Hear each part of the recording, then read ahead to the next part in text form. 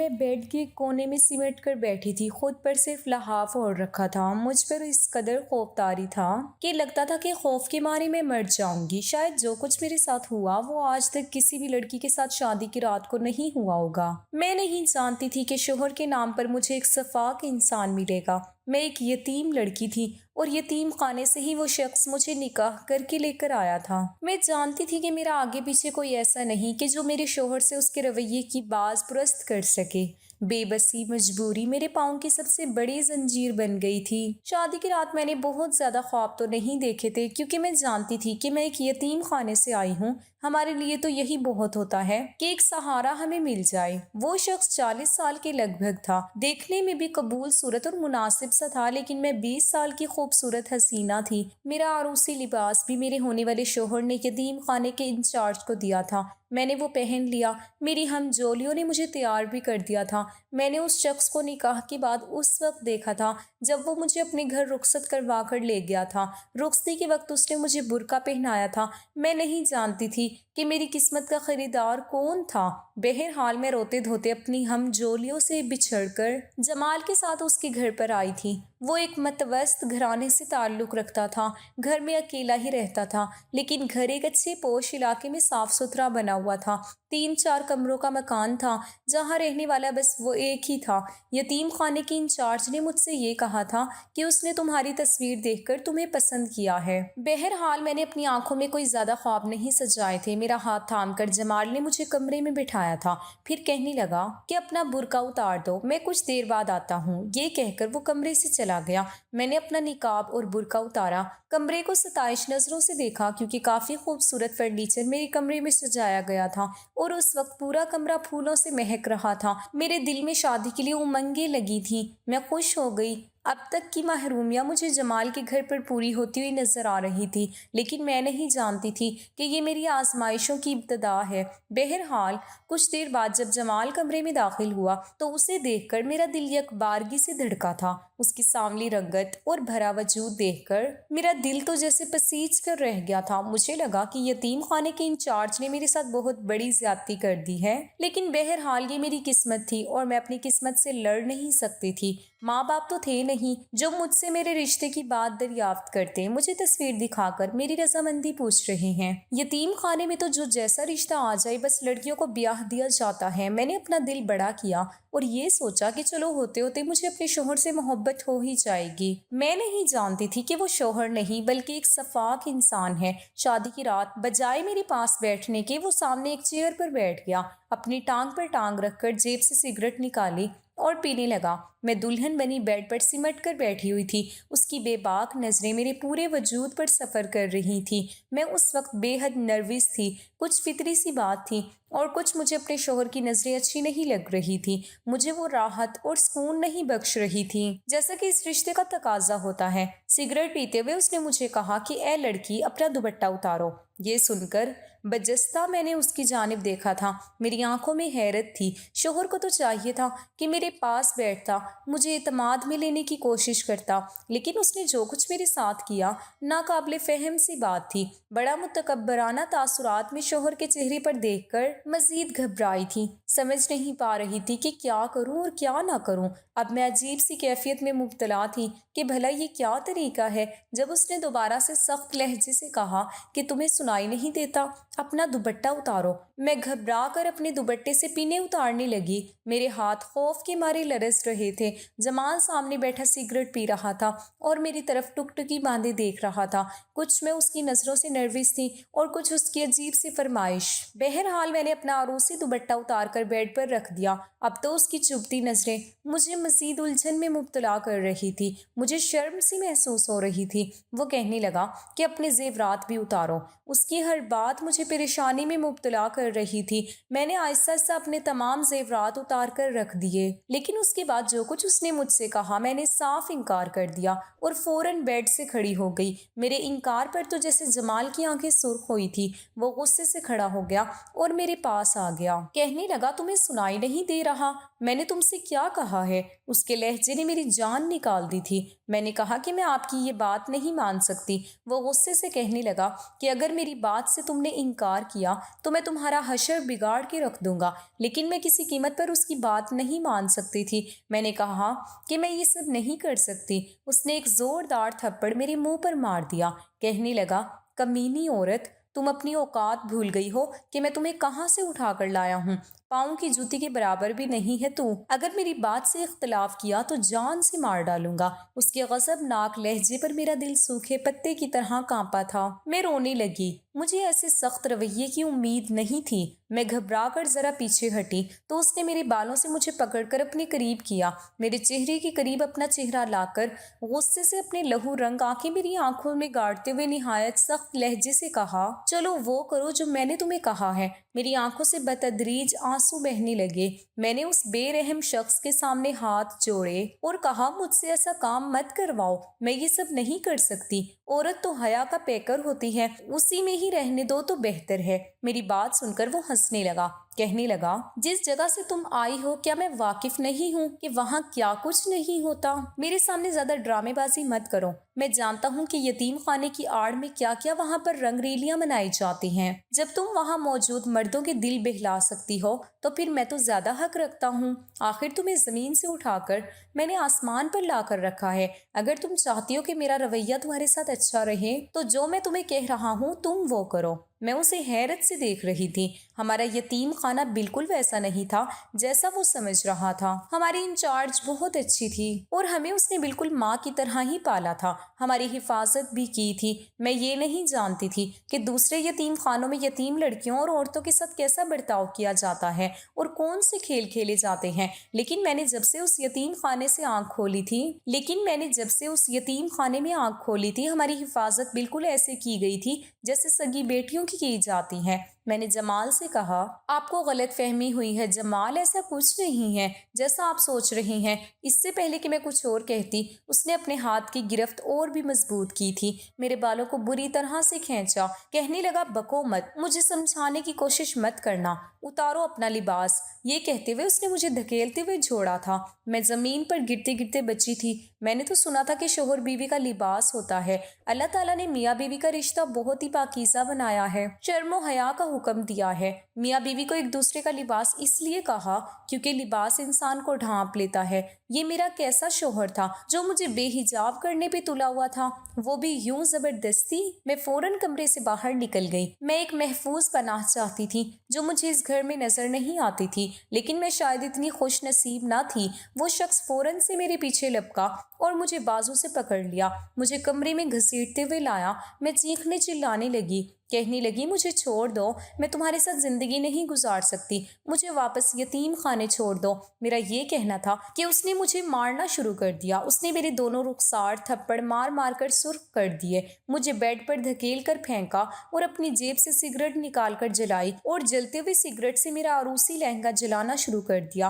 कहने लगा कि मैं देखता हूँ कि तुम कब तक मेरी बात नहीं मानती। मैं तो ये सब देखकर हवा से बाख्ता हो गई थी। मेरा लहंगा बुरी तरह से जलने लगा था। इससे पहले कि लहंगे के साथ मैं भी जलना शुरू हो जाती, मैंने उसे उतार दिया और खुद पर लहाफ ओढ़ लिया। मुझे यूं बेबस देखकर वो हंसता हुआ कमरे से बाहर निकल गया। मैं बेबस अपनी किस्मत पर रो रही थी और सुबह तक मैं यूं ही रोती रही। जब वो सुबह कमरे में आया तो उसके हाथ में एक शॉपर था। उसने मेरे मुंह पर मार दिया। कहने लगा, इसमें चंद जोड़े हैं, इसे पहनकर बाहर आओ और मुझे नाश्ता बना कर दो। उसका लहजा ऐसा ही था, हकारत से भरा हुआ। मैंने अपना लिबास तब्दील किया और किचन में चली गई। वहाँ हर चीज़ मौजूद थी। यानी जब मैं किचन में आई तो पूरा किचन गंदा हो रहा था। सिंक में गंदे बर्तन पड़े थे। चूल्हे पर चाय वाली एक केतली थी जो कि बुरी तरह से जल जल कर काली हो चुकी थी। मैंने पूरा किचन साफ किया और नाश्ता बनाने लगी। वहाँ किचन में मौजूद पूरा फ्रिज भी गंदा था। मैंने नाश्ता बनाकर सामने टेबल पर रखा,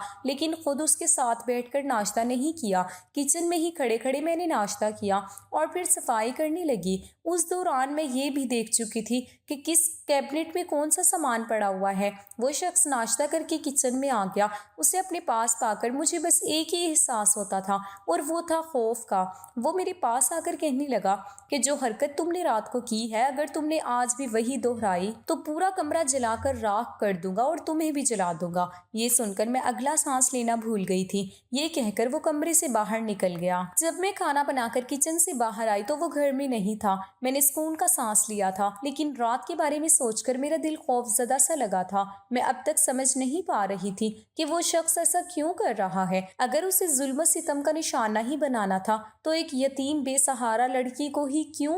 وہ تو بیچاری بچپن سے ہی دکھ سہتی ہوئی اپنی زندگی گزار رہی ہوتی ہے۔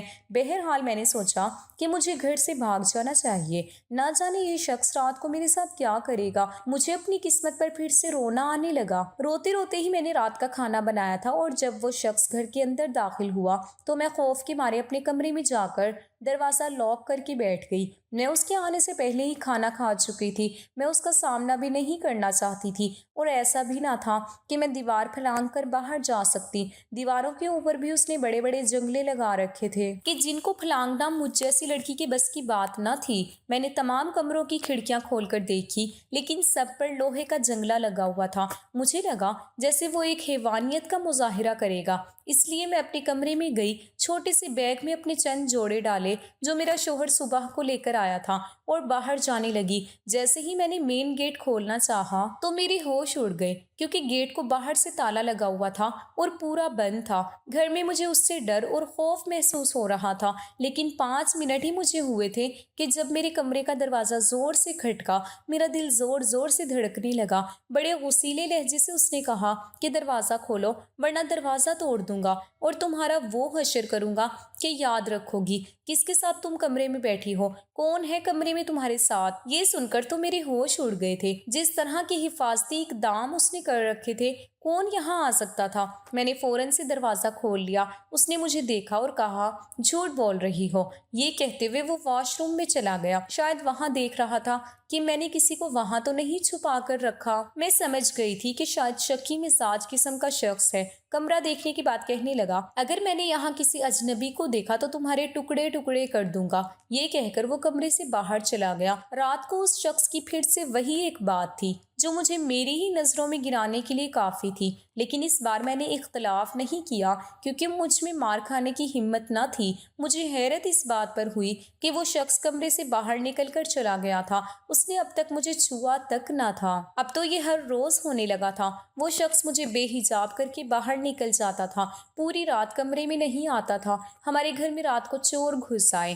میں اس وقت گہری نیند میں تھی جب مجھے ایک کمرے کے باہر شور سا سنائی دیا۔ مجھے لگا جیسے میرا شوہر کسی سے لڑ رہا ہے۔ جیسے ہی میں کمرے سے باہر نکلی، سامنے 2 مردوں کو اپنے شوہر کے سر پر پسٹل رکھے دیکھا۔ میرا شوہر زخمی حالت میں تھا۔ یہ دیکھ کر تو میری حالت ہی خراب ہونے لگی۔ میں فوراً سے اپنے شوہر کے پاس چلی گئی، ان چوروں کو کہنے لگی کہ میرے شوہر کو کچھ مت کرنا، اسے کچھ مت کہنا۔ چور کہنے لگے کہ اگر تم چاہتی ہو کہ ہم تمہارے شوہر کو کچھ نہ کہیں تو جو بھی زیورات اور نقدی تمہارے پاس موجود ہیں وہ ہمیں لا دو۔ میں فوراً سے اپنے کمرے میں چلی گئی، اپنی الماری کا لاکر کھولا تو اس میں کچھ کش تھا، تھوڑا بہت زیور بھی تھا کیونکہ میرے شوہر نے مجھے مہر کے طور پر دیا تھا۔ میں نے وہ سب لا کر ان چوروں کے حوالے کر دیا۔ پیسے لے کر وہ لوگ وہاں سے چلے گئے۔ میں رونے لگی، بار بار اپنے شوہر کا چہرہ اور ہاتھ دیکھنے لگی کہ کہیں اسے زیادہ کوئی نقصان تو نہیں پہنچا، کیونکہ وہ شاید ان چوروں سے لڑا تھا، اس لیے اس کے چہرے پر زخم تھے،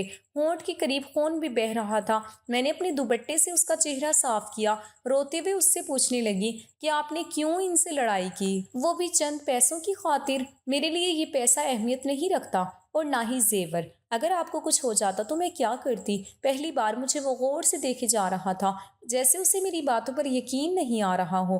کہنے لگا کہ تمہیں میری اتنی پرواہ کیوں ہو گئی؟ میں نے کہا، اس لیے کہ آپ میرے شوہر ہیں، مجھے آپ کی پرواہ نہیں ہوگی تو اور کس کی ہوگی؟ میری بات سن کر اس کے چہرے پر رنگ یک دم اڑ گیا تھا۔ وہ فوراً سے اپنے کمرے میں چلا گیا، دروازہ بند کر لیا۔ لیکن اس رات میں بہت بے چین رہی۔ بار بار میرا دل یہی سوچ کر خوف زدہ ہوتا رہا کہ اگر میں وقت پر نہ پہنچتی تو وہ میرے شوہر کے ساتھ نہ جانے کیا کر بیٹھتے۔ بے شک میرے شوہر نے میرے ساتھ کبھی بھی اچھا رویہ نہیں رکھا تھا، جتنا ذلیل مجھے کر سکتا تھا کرتا تھا۔ وجہ تو میں نہیں جانتی تھی، لیکن جو کچھ میرے ساتھ ہو رہا تھا وہ زیادتی تھی۔ اس کے باوجود میں نے اس کے ساتھ اچھا ہی رویہ رکھا تھا، اس کی پسند کا کھانا بناتی تھی، پورا دن اس کے کام کرتی تھی، کبھی ایسا نہیں ہوتا تھا کہ اسے کسی چیز کی ضرورت ہو اور میں نے وہ پوری نہ کی ہو۔ میں جانتی تھی کہ میرا شوہر شکی مزاج ہے، اس لیے میں تیار بالکل نہیں ہوتی تھی، بالکل سادہ رہنے لگی تھی۔ اب تو میرے شوہر کا رویہ بھی کچھ بدلنے لگا تھا، وہ بہت خاموش رہنے لگا تھا، میرے کمرے میں بالکل نہیں آتا تھا۔ ایک بار میں کچن میں برتن دھو رہی تھی اور کچن کی صفائی کر رہی تھی۔ اکثر میں رات کو ہی پورا کچن صاف کر کے سوتی تھی اور اسی وقت میرا شوہر چائے کا بھی کہہ دیتا تھا۔ آج کل وہ بہت چپ سا تھا۔ میں سینک میں رکھے برتن دھو رہی تھی کہ جب وہ کچن میں آیا، میں سمجھ گئی کہ اس نے چائے پینی ہے، اس لیے میں نے فوراً سے چولہے پر چائے کی کیتلی چڑھا دی۔ میں اس کا ہر کام اس کے کہے بنا کر دیتی تھی۔ یہ دیکھ کر وہ مجھ سے کہنے لگا کہ ایسا کرو، جا کر آرام کرو، میں اپنے لیے چائے خود بنا لوں گا۔ میں نے کہا کہ نہیں، میں بنا دیتی ہوں، ویسے بھی ابھی مجھے کچن بھی صاف کرنا ہے۔ میرا یہ کہنا تھا کہ وہ میرے سامنے آ کر کھڑا ہو گیا۔ کہنے لگا کہ کچن صبح بھی صاف ہو سکتا ہے، ضروری نہیں کہ تم سارا کام کر کے ہی سو گی۔ ایسا پہلی بار ہوا تھا کہ اس نے ایسے جملے میرے ساتھ بولے تھے، ورنہ شروع میں تو وہ مجھ پر بہت سختی کرتا تھا، کہتا تھا پورا گھر چمکانے کے بعد تمہیں سونے کی اجازت ہے، اس لیے مجھے عادت سی ہو گئی تھی۔ میں نے کہا کہ نہیں، کوئی بات نہیں، میں آپ کو چائے بنا کر دے دیتی ہوں، لیکن اس نے انکار کر دیا۔ کہنے لگا جاؤ، جا کر آرام کرو، مجھے تم ویسے بھی تھکی سی لگ رہی ہو۔ یہ سن کر میں حیرت سے دیکھنے لگی۔ یہ بات سچ تھی کہ میں چند دن سے واقعی تھکی سی تھی۔ گھر کے کام مسلسل کرنے سے میرے چہرے پر اب تھکن کے آثار ظاہر ہونے لگے تھے، اور دوسری بات یہ کہ مجھے اپنے شوہر کی سنگت کی خواہش بھی ہونے لگی تھی۔ وہ جیسا بھی تھا، مجھے زندگی تو اسی کے ساتھ گزارنی تھی۔ میں اپنے کمرے میں آ گئی، کچھ دیر ایسے ہی لیٹی رہی، پھر خیال آیا کہ کیوں نہ اپنے شوہر سے بات کرتی ہوں کہ آخر وہ مجھے کس بات کی سزا دے رہا ہے، میرے پاس کیوں نہیں آتا۔ یہ سوچ کر میں اٹھ کر بیٹھ گئی۔ سوچا کہ بات کر لینے میں کوئی حرج نہیں ہے، وہ میرا شوہر ہے، اس سے نہیں کہوں گی تو پھر کس سے کہوں گی۔ میں کمرے سے باہر نکلی اور اپنے شوہر کے کمرے میں چلی گئی، لیکن سامنے جو منظر میں نے دیکھا، میرے ہوش اڑ کر رہ گئے تھے۔ وہ جائے نماز بچھائے رو رہا تھا، نہ جانے اسے کس بات کا غم تھا، وہ کیوں رو رہا تھا، میں سمجھ نہیں پائی، لیکن جیسے ہی اس نے مجھے دیکھا تو فوراً سے اٹھ کر بیٹھ گیا اور اپنی آنکھوں سے آنسو صاف کیے اور جائے نماز طے کر کے رکھنے لگا۔ پھر کہنے لگا تم یہاں کیوں آئی ہو؟ میں نے کہا کہ آپ کیوں رو رہے تھے؟ وہ کہنے لگا یہ میرا اور میرے اللہ کا معاملہ ہے۔ مجھے حیرت ہوئی کہ وہ نماز بھی پڑھتا ہے، اللہ کو بھی یاد کرتا ہے۔ جو کچھ اس نے میرے ساتھ کیا تھا وہ تو بالکل ہی غیر انسانی سلوک تھا۔ میں تو سمجھی تھی اس کا اللہ سے کوئی واسطہ نہیں ہوگا، ورنہ وہ اتنا سنگ دل تو نہ تھا۔ مجھے وہیں کھڑا دیکھ کر کہنے لگا تم جاؤ یہاں سے، لیکن میں اس کے پاس آ گئی اور اس کے ساتھ لگ گئی۔ میں نے کہا کہ آپ کیوں مجھ سے دور رہتے ہیں؟ میری بات سن کر اس نے فوراً سے مجھے خود سے الگ کیا تھا۔ کہنے لگا کہ جاؤ یہاں سے۔ مجھے لگا جیسے وہ مجھ سے کچھ چھپا رہا ہے۔ میں نے کہا کہ میں آپ کی بیوی ہوں، آپ کیوں مجھ سے اپنی ہر بات شیئر نہیں کرتے؟ میاں بیوی تو ایک دوسرے کے ساتھ ہی ہوتے ہیں۔ اللہ تعالیٰ نے دنیا میں سب سے پہلا رشتہ میاں بیوی کا بنایا ہے تاکہ عورت اور مرد کو ایک دوسرے کی کمی محسوس نہ ہو، وہ آپس میں بات کریں اور خوشگوار زندگی گزاریں۔ میری بات سن کر وہ کہنے لگا عورت بے اعتبار ہوتی ہے، میں نے بہت بڑے دھوکے کھائے ہیں، اس لیے مجھے کسی بھی عورت پر بھروسہ نہیں ہے۔ وہ کہنے لگا میری ماں اس وقت ایک غیر مرد کے ساتھ بھاگ گئی جب میں 10 سال کا تھا، صرف اس لیے کہ میرا باپ خوبصورت نہیں تھا۔ مجھ سے میری بڑی بہن تھی، جب وہ جوان ہوئی تو میرا باپ انتقال کر گیا، میں نے ابا کی دکان سنبھال لی، بہن گھر سنبھالنے لگی، میں اس کا رشتہ بھی ڈھونڈ رہا تھا لیکن کہیں بات نہیں بن رہی تھی۔ لیکن ایک بار جب میں گھر میں آیا تو بہن کے کمرے سے باتیں کرنے کی آواز آ رہی تھی۔ جب میں نے کھڑکی سے جھانک کر دیکھا تو وہ گلی کے آوارہ لڑکے کے ساتھ گناہ کر رہی تھی۔ یہ سب دیکھ کر مجھے لگا بس عورتیں ایسی ہی ہوتی ہیں۔ میں نے اپنی بہن کو مار کر گھر سے نکال دیا، وہ اسی لڑکے کے ساتھ بھاگ گئی۔ میں نے اس لیے کئی سال شادی نہیں کی، لیکن پھر لوگ مجھے طعنے دینے لگے کہ تم سے کوئی بھی لڑکی شادی نہیں کر سکتی کیونکہ جس کی ماں اور بہن بھاگ گئی ہوں انہیں کوئی اپنی بیٹی نہیں دیتا۔ یہ سب سن کر میں نے یتیم خانے جا کر شادی کی بات کی اور تم سے شادی کر لی، لیکن تمہیں دیکھتے ہی مجھے اپنی ماں اور بہن کی حرکتیں یاد آنے لگی، اس لیے میں تم سے اس کا بدلہ لینے لگا۔ لیکن جس دن چور گھر پر تھے تو تمہیں اپنے لیے اس قدر پریشان اور روتا دیکھ کر مجھے حیرت ہوئی کہ جیسا برا رویہ میں نے تمہارے ساتھ رکھا، تمہیں تو مجھے مروا دینا چاہیے تھا، لیکن تم نے سارا پیسہ اور زیور ان چوروں کو دے دیا۔ میرے لیے تم رو رہی تھی، یہ دیکھ کر میرے خیالات تمہارے لیے بدلنے لگے اور مجھے اپنے رویے پر شرمندگی ہونے لگی، اسی لیے تمہارے پاس آنے کی ہمت نہیں تھی۔ میں خود کو اس قابل نہیں سمجھتا۔ یہ کہتے ہوئے وہ رو رہا تھا۔ میں نے کہا، جمال، میرے دل میں آپ کے لیے کوئی بدگمانی نہیں ہے، اگر تھی بھی وہ ختم ہو گئی ہے۔ جو کچھ جمال کی ماں اور بہن نے کیا وہ واقعی غلط تھا، کسی بھی مرد کو بدگمان کر سکتا تھا۔ ناظرین، اگر آپ کو ہماری ویڈیو اچھی لگی ہے تو چینل کو ضرور سبسکرائب کیجیے گا۔ شکریہ۔ اللہ حافظ۔